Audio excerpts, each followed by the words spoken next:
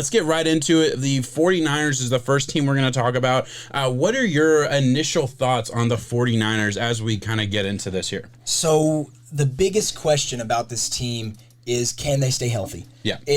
I don't know what it is. It just seems like Kyle Shanahan always has to deal with a lot of injuries. And last year, they were decimated by this. Yeah. It completely derailed their season. Yes, I was happy to see the product that he was still able to put on the field. Yeah. With Nick Mullins at quarterback for, I think it was like 10 games. Yeah, 10 games. The defensive line, losing a Nick Bosa. I'm pretty sure D Ford was banged up. He was on and off. And then, of course, Solomon Thomas was not even the product that you would want in the first place. Also an injured product at that. Yeah. It just did not work in anything when it came to that. And yet they still found a way to fight tooth and nail and get 6 wins in a very hard division. Mm-hmm. If they can stay healthy, if they can right the ship, I think this is a team that can rebound. One of the biggest rebounds, actually. It's interesting you say that, regardless of the quarterback situation, which we're going to get into in a second. But before we do that, I do have a couple things I want to bring up, just specifically talking about the injuries. When you look at the Kyle Shanahan era, starting this past year, they were the most injured team in 2020. Right, they were the most injured team in football. In 2019, they were the 6th most injured team. In 2018, they were the 4th most injured team, and in 2017. They were the 10th most injured team, and in 2017 they were a terrible roster at that point. So the turnover that they've done, the roster they've been able to build has been awesome. You really look at what Shanahan has done in the time he's been there. He took over one of the worst teams in football, and they built an amazing roster from head to foot. John Lynch too. Absolutely. But the injuries are an issue, and I don't know. Do we fire the training staff? Who do you blame? I don't know. I don't know what the issue is. I know in 2018 they fired the training staff and brought in new guys. Didn't help. We'll see what happens with the injuries. You look at last year, in the 3 games that Kittle, Brandon Ayuk, and Deebo Samuel were all on the field, they put together 765 yards and 4 touchdowns in 3 games. They're electric. Yeah. They're electric. They're an awesome team. They're an awesome offense. But you got to be healthy. Jimmy G, I mean, listen, he's good when he's healthy, but when he went out on the field very injured at points and really struggled, and and he missed a lot of games too. I think he only played in 6 games last year. Started 6 games, and in a few of those he was. I think it was an ankle, right, or something like that. He was hurting. I remember doing a video on this channel, and after he played the Dolphins, and just kind of like the Dolphins decimated him, and you could just see like the way he threw the football. I remember like going back and grabbing a video from a clip from earlier in the season when he was healthy versus that game, and you could see like his entire mechanics were different because of the ankle. You could see him completely. Pivot foot and the one that he landed on. Exactly. It was completely off. So that's a real thing. But the real conversation we have to talk about here is the Trey Lance trade, the huge trade that they came up with, and we've had enough time to really reflect on this. So I think it'd be interesting, and I want to hear your thoughts. Just go back to from the point of when they made the trade to go to 3 overall with the Dolphins. They traded up from 12 to 3 to not only them drafting, but to where we are now, and your expectations for the future with Trey Lance and with Jimmy G. Yeah, it was groundbreaking. Yeah. You don't normally see a trade from 12 to 3, and you don't normally see the trade happen like that in this loaded of a quarterback class. So we all knew that's what was happening. Mm-hmm. We all knew they were looking for the future here. They're going to try to find the next guy, and all signs pointed to Mac Jones. Mm-hmm. You and I both, as well as a lot of other people out there, felt that Mac Jones was not the 3rd best quarterback product out there, but he ran a very, very efficient RPO offense at Alabama with Steve Sarkisian, and it worked great. He has a good deep ball. So I started to kind of the dots were there and you start connecting them. Yeah. And it's I mean, we're hearing that they like him. I see kind of why they like him, and I could see that why they would think that could be the guy that could run this offense. Not to really, I guess, shit on the 49ers offense as a whole, but I do not think it hinges around elite quarterback play. I think having an elite quarterback can help it. I think that's a compliment to the offense. Exactly. It shows Kyle Shanahan and how good of a coach he really is with being able to just keep this, if a gear messes up, you just swap it in and out and stuff. It really works. Sure. So they made the move to 3. And it was Mac Jones. And then in my head, personally, it was Justin Fields second. I really liked Justin Fields after that. But then the Trey Lance rumor started. And I was hesitant to it at first because I just didn't see that raw of a product going to a team like that right away. But then the more and more I thought about it, it was like, you really want these raw products to land in places where they're going to be taken care of, where they're most likely going to get the right approach and the right timing. I think timing is a huge issue for a lot of these younger guys when they get thrown on the field. Do they have the right tools around them? Do they feel comfortable? And with a guy like Trey Lance, who we saw at a D2 level and only in very, very minimal games at that, I'm hoping that it works out. I see a world where he does hit and it clicks because he's able to rely on the run game. He has good weapons around him, like you said, Deebo Samuel, Brandon Ayuk, and a George Kittle. How could you not succeed with all those pieces around you? Hopefully he gets fair justice and due process in this, and I think he could take the 49ers back to where they are. Yeah. I absolutely agree. I think year one, and this is my expectation, obviously nobody knows.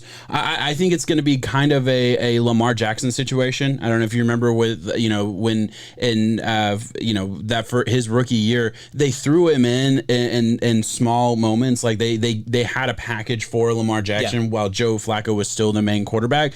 And then at some point during the season, they just brought Lamar Jackson in. And there were some bumps in the road, certainly. I think the issue with this team is if you look at it, and aside from some questions at cornerback that I certainly have, and we can talk about that or certainly touch on it, I don't really have any questions for this team. Like, I know the offense is going to be good. Their weapons, their top three weapons, receiving weapons, are awesome. I believe in all three of them. They're, obviously I'm talking about Kittle, Ayuk, and Deebo Samuel. Their running game, I'm not worried about it. I think whoever's in there is going to be fine. The scheme is good enough to make any of the running backs, as long as they're serviceable, they're gonna elevate. Defensive line is going to be awesome. We already mentioned the injury issues. Obviously, they have to stay healthy. But if they stay healthy, I think, having a serviceable Jimmy Garoppolo can get you to the Super Bowl and get you in a situation where you're 6 minutes away from winning like they were in 2019. And I have to imagine, if you're a 49ers fan, you would take that, give me Jimmy G for the year, and give me a winning in the Super Bowl with 6 minutes left again,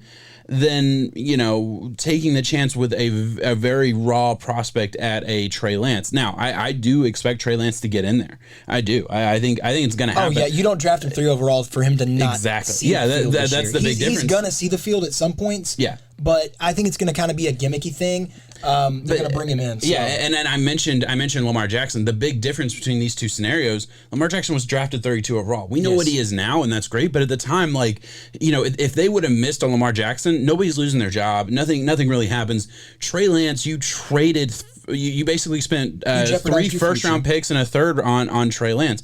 So you kind of need to see him. There's going to be murmurings the second that Jimmy G throws an incompletion, it's gonna there's going to be talk.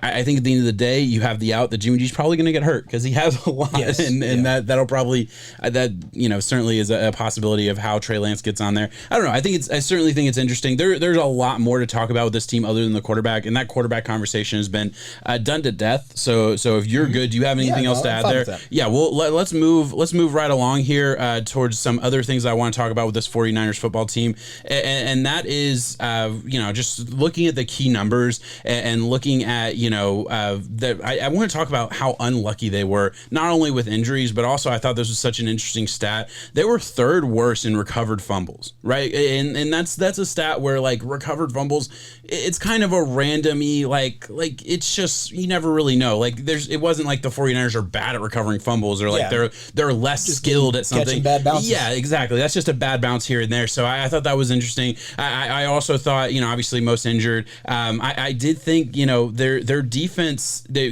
is good, but I mentioned the cornerback situation, and I want to mention it again. They're going into the season with some question marks, I would say. And Jason Verrett was one of the only cornerbacks that really stayed healthy last year, and that's great. He stood out, and it's the irony that he was the healthy one, even though he's been injured the majority of his career. But Dante Johnson, Emmanuel Mosley, Kwan Williams, Ambry Thomas, who they drafted this year, all those guys are going to have to step up, and they were serviceable last year. But I do think the cornerbacks as a whole was probably their weakest unit, and that's okay in the scheme. They play the Seattle scheme where cornerback doesn't have to be your strongest unit. You can kind of survive with that, especially if you have that defensive line. But I do think it's interesting, and it'll be interesting to see how much that hurts that defense as a whole. Any thoughts on that defense other than that? Are you even worried about that? That's what I was going to say, is that last year I think a lot of these younger cornerbacks got exposed in areas because the way that the 49ers run their defense, through that defensive line is what helps some of these corners get more adjusted. They're not put out there in spots. They're not expected to have to guard a guy for 6 seconds because usually the pass rush can at least break down the play. And if the throw is going to be made, the throw is boom, boom, boom. Yeah. That is how good of a defensive line they are. They are a guaranteed top 10. If they are healthy and Nick Bosa returns to form, they can be a top 5 defensive line. Yeah. They are monstrous. Absolutely. They're good enough to where they felt that they could get rid of DeForest Buckner. Yeah, they move on from just DeForest Buckner. They bring in Kimlaw, who did struggle last year. I believe he was 66th in pressures among all defensive tackles. I know I put that stat in there. I could be wrong in the exact number, somewhere in that ballpark. So he struggled, but he should grow into that role. You lost to Solomon Thomas, but you brought in Did you really lose a Solomon Thomas? Yeah, exactly. A Samson Ubakame from the Rams, who was a very serviceable, rotational defensive player, and I expect him to be the same for the 49ers. So, that defensive line, I don't think it's really lost anything, and it is going to be special once those healthy pieces get back. It's funny to look at this team as a whole, just looking at what they did in free agency. Bring back Trent Williams to a monster deal. Bring back Emmanuel Mosley. Bring Jason Verrett, some good corners that I still think need to prove that they're still good and will continue to play at a high level or at least a serviceable level. Yeah. Bring back a Kyle Juszczyk. They pretty much excuse me, I apologize. They pretty much brought the band back together because they know this roster's good. Like, looking at the losses, Kendrick Bourne, their third string wide receiver, a backup corner, Solomon Thomas. None of these guys are big losses. I think they replaced all of them. Yeah, it's very interesting to see, and I think this roster has a chance to be special. Alex Mack, by the way, huge addition. Their offensive line, oh my gosh! I mean, like you said, it doesn't matter who the running back is. I genuinely think you could put me at running back, and I could get some yards here and there because of how good of an offensive line unit this is. Yeah. It's a good running back by committee approach. They feed the hot hand. They get a very, very similar style build in a one-cut running back who finds the lane, who shoots the gap. Will cut you for a few, and then it sets the whole offense just feeds off of that. Yeah, and that offensive line unit, they're going to feast. I absolutely agree. And then on top of that, I want to bring this up because I think this is so interesting. We talked about the bad luck earlier. They are projected to have the easiest schedule in terms of forecasted win totals. They're due. And this is according to Sharp Football Analysis. What they do is they analyze the schedule based on next year's Vegas win totals, right? So they take the win totals from the future teams. So instead of taking last year, they take what the projection is this year. And the 49ers are expected to have a really easy schedule, which is amazing to say, even though the division they're in is so tough, but just they drew a lucky straw, and they have some good teams. And I think our expectations, our predictions for how their season turns out does speak to that. We both have them going over. No, I like that too. It's good because we do it separately with our own thoughts, and then when that lines up, and it also checks out with the strength of schedule chart, and then it checks out with some of these additions on offense. It just that this thing's going in the right direction. Yeah. And let's go. How many years ago was it now that they were moved from the Super Bowl? Is it two now or three total? 3 because they would have played the Patriots, or no, they played the 2. Yeah, they played the Chiefs, so it would have been 2 years ago. It was 2 years ago, 2019. And it was Mahomes' first and then one. you go into what happened last year to 6-10 based off of injuries. Yes, it was very disappointing overall. I think that is the outlier. The 6-10 season is going to be the outlier, not the Super Bowl season. They're going to get this thing back on track, and they're going to continue to go up from there. Yeah. And if Trey Lance hits, watch out, because if you can get a quarterback of his likeness, of his build, to hit, and you're able to still have that same team that can find yourself down in the Super Bowl with 6 minutes left. Yeah. Watch out. Yeah. That's all any team's looking for. I absolutely agree with you. Before we move on, I do just want to I want to do a couple things before we get to the fantasy. First, I want to look at their draft as a whole. They have a couple of third-round picks, second-round pick. Got a guard out of Notre Dame who could certainly start, Aaron Banks. Got Trey Sermon, who I know you're higher on than I am. I like him. Ambre Thomas, who we mentioned already. He was a third-round pick, not a fourth-round pick. I apologize. So added some pieces and really, I think, addressed some needs. Offensive line, adding another need. Corner was certainly a need. Running back, they actually traded up for him.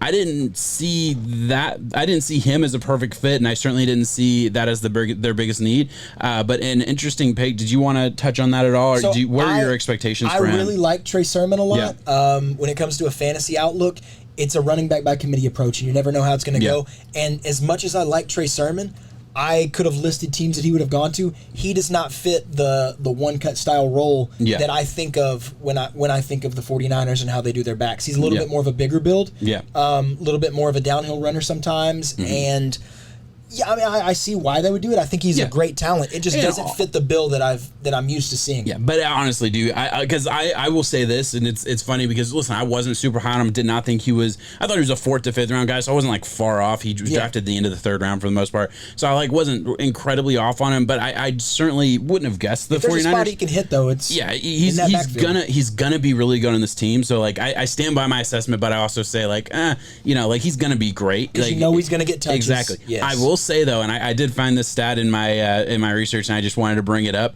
He was ranked 11th nationally when he was untouched after 2 yards. So that's awesome. Averaged 10.9 yards per carry if he wasn't touched within the first 2 yards.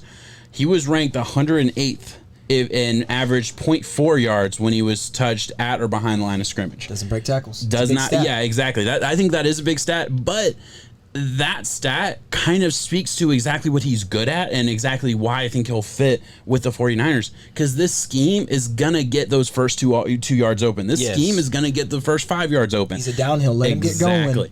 Exactly. So I think there's certainly some upside there, and just it's going to depend on injuries and things if he really gets the full run of that offense. But certainly like a later round fantasy option that I think has a lot of juice and certainly could be very high upside. I can see it happening. Yeah, absolutely. All right, so let's finish this out. Do you have anything else on the card? I think we exhausted everything that we really wanted to talk about. Is there anything else you wanted to bring up? No, it's weird talking about this division because I like every team. Yeah. That's the thing. I just don't want that to be a phrase that I just keep saying over and over, but I really do like what the 49ers are putting on paper. A lot of games in this division are just going to come down to some of those situations, the turnover battles. You got to be able to take care. You got to be able to look at splitting at the worst in some of these cases, because Cardinals twice, Rams twice, Seahawks twice, vice versa for every single team out there. Yeah. It's going to be tough. Yeah, I absolutely agree, and I'm not going to bury the lead. I'll tell you right now, or tell everybody listening, you already know, I have 4 teams in this division with a 12-5 record, and three teams in this division with a 12-5 record, and obviously one goes 8-9. So yeah, I'm very high on on 3 different teams in this division. Honestly, I'm high on every team in this division.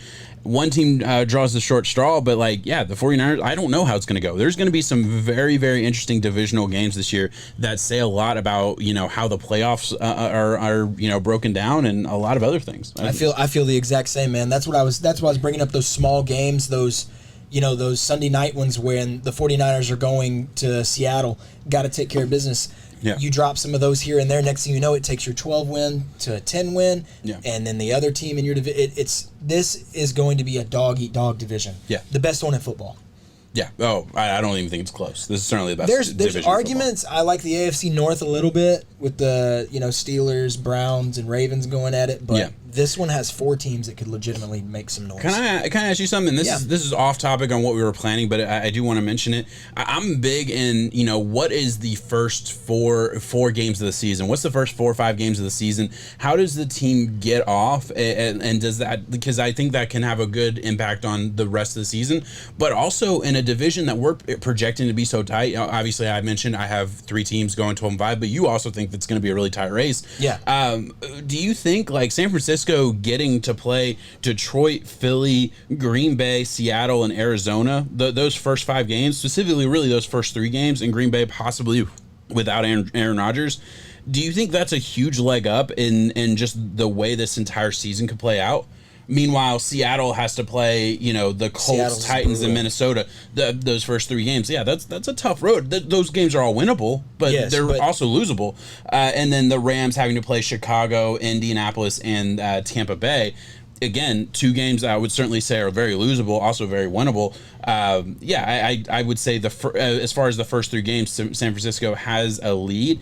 Is that a bigger thing in my head than it is in yours, or am I overthinking it a little bit to say that could be the difference maker? I think it's all about the narrative that can be spun on the season as a whole, and if these guys have the mental toughness to adapt to that. Yeah. So for a team looking at Seattle, if I'm Pete Carroll, I'm going out there and preaching win every single game, of course, but next thing you know, you're looking at a 2-4 start.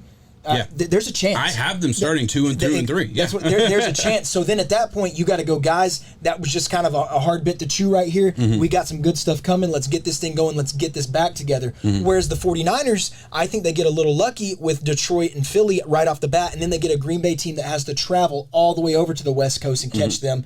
And who knows, they've kind of been going back and forth. I know the 49ers really, really have the Packers' number when it comes to recent matchups. That's a great point, yeah. So that gets them a 3-0 start. Looking at Seattle, then we get to see the division games come.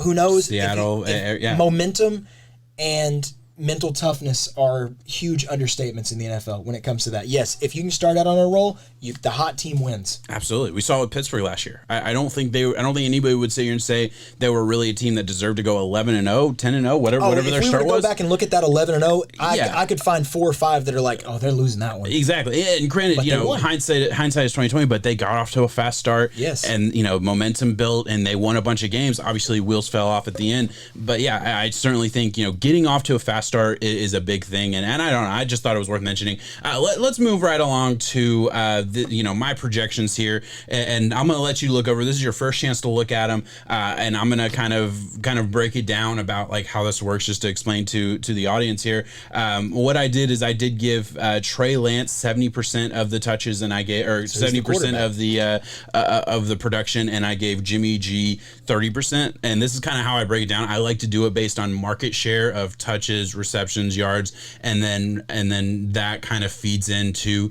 the amount of yards they actually have, as opposed to projecting yards first and then giving market share. It's just how I do it, and I think it's maybe unique. I don't know how other people do their projections, but that's how I do mine. Do you maybe it is bold to say Trey Lance gets 70%. I just cut it in half, 70 and 70 for passing touchdowns, passing yards, versus Jimmy G getting 30. That's basically me saying, after 3-4 weeks, it's Trey Lance's show. No, the math check. Yeah, that's what I was thinking. I mean, let Jimmy G kind of do the thing. Yeah, but, the standard have a weird start. Yeah, the standard rookie starts in week 5 kind of vibe. Exactly. That's kind of what I have him for him. Yeah.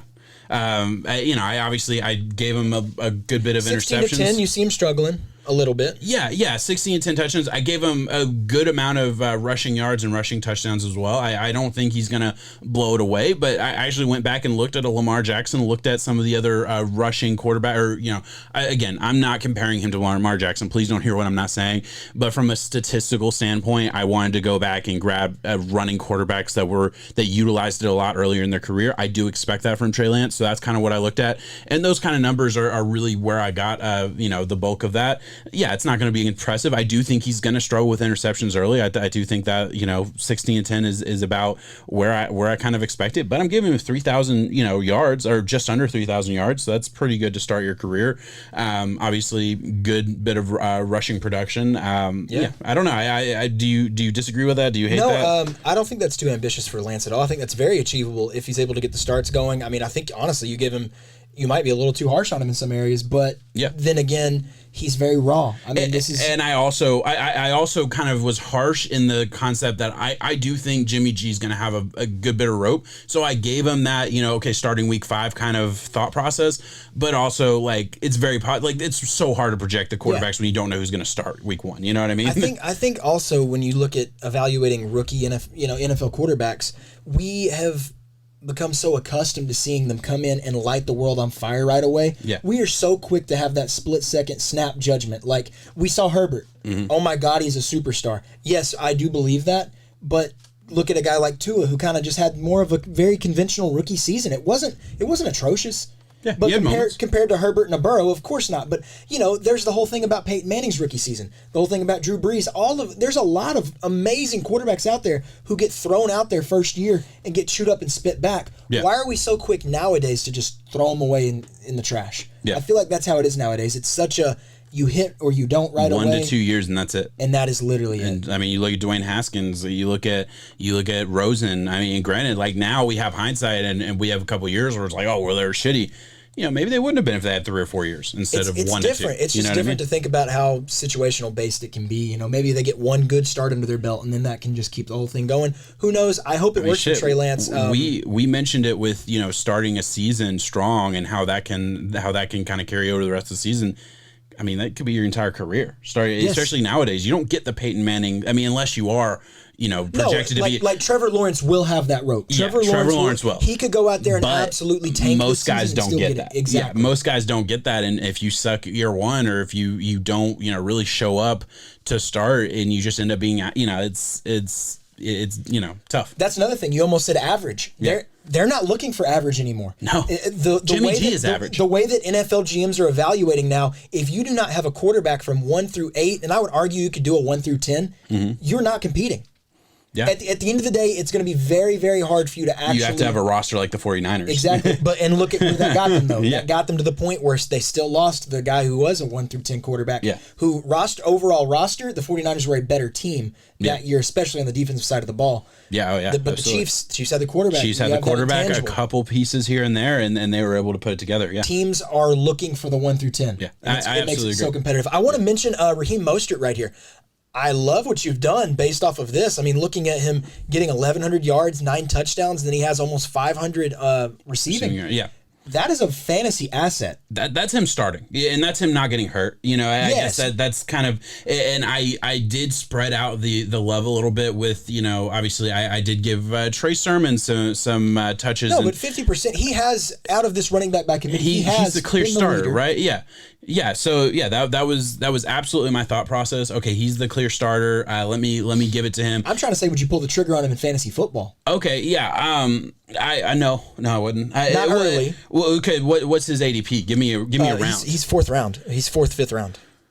Yeah, I'm probably going wide receiver. Just the way I usually draft, I'm probably going to let somebody else do it. There's a couple of reasons for that. Listen, this is obviously projection. I'm going to have him high. The thing is, I'd rather have. This maybe sounds dumb. I'd rather have JaMychal Hastings for free, but essentially knowing he's, maybe farther down the roster, but I do believe in his potential, his ability in the system to produce if he gets that opportunity. It's almost like I'm not a zero running backs kind of guy, but for the 49ers specifically, I'll go zero running back because I know Jeff Wilson, if he gets the touches, he's going to be awesome. He's going to be a fantasy asset week to week. I know Trey Sermon, if he gets the touches, he's going to be a fantasy asset week to week. The problem is it's a different guy every week, and Raheem Mostert's been the only guy that's consistently that guy, but he has consistently been hurt too. So this right. is assuming health. I think that's the biggest problem. And there's a lot of times where, like you said, a Jeff Wilson comes in and he was the good change of pace. Yeah. He was working. So Shanahan recognizes that at a split second. Yeah, go out there. So now a Jeff Wilson goes from getting 4 to 6 meaningful touches. He's going to get near 10 this game just because of this is how he was able to change the dynamic. It works like that. It really does. Yeah, absolutely. Kittle, of course, keeps it going.